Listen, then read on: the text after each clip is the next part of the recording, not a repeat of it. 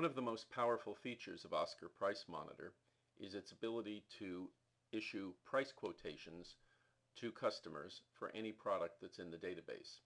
In this example, I've chosen the number 4982BL Booklight for a customer who wants to have a quotation in quantities that are larger than what we have published in our catalog that goes up to 10,000.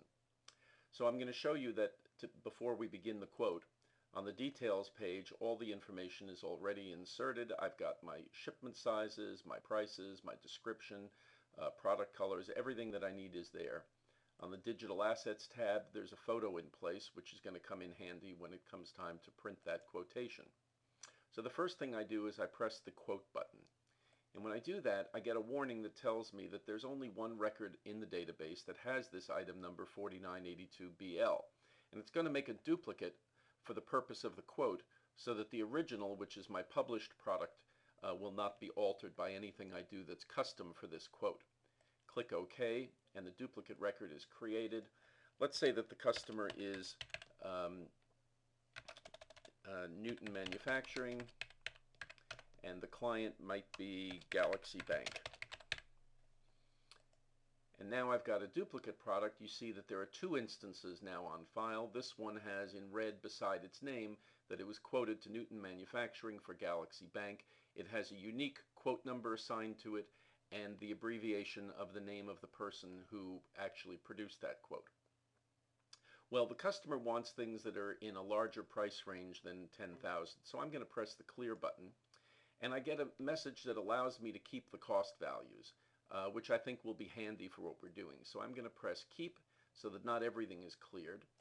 And let's say that the quantities we're going to quote will start at 15,000, and then the next quantity up will be 25,000, and then the highest quantity they want will be 50,000, and then we'll clear the remaining ones so that they will be empty of values. Now in my first quantity that I'm quoting, this really should be 50,000, not 5,000. In my first quantity, it's not reasonable to quote on an A in 15,000, so we'll put those on a C, and then we'll put on a D and on an E. So we're suggesting some selling prices to the distributor. Let's say we want to work on a 41% gross margin there, and we'll go down 2 percentage points to 39 in the 25,000, and in the 50,000 we'll go down all the way to 35%. And so now my prices are calculated, and I can press the quote button because I'm ready to go. When I press the quote button, it just gives me a reminder in case not everything is done, and I'm on my quote prep page. You can see that the company logo is here. Your logo would be in place of this one. And automatically it says that the quotation will expire in 30 days.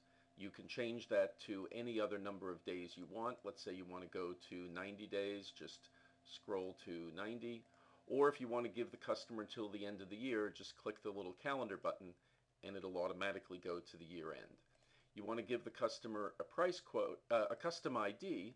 So what we'll do here is identify this as Newton so that if we need to in the future, we can do reports based on all the quotes that have been given to Newton.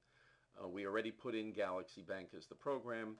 We're going to send this to the attention of Jim Hartsfield at Newton Manufacturing Company, and we can put in the phone number, and we can put in a fax number,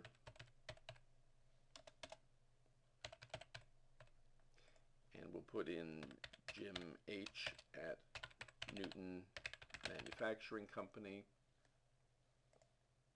And we can also write a comment that says, Jim, this is our best possible price.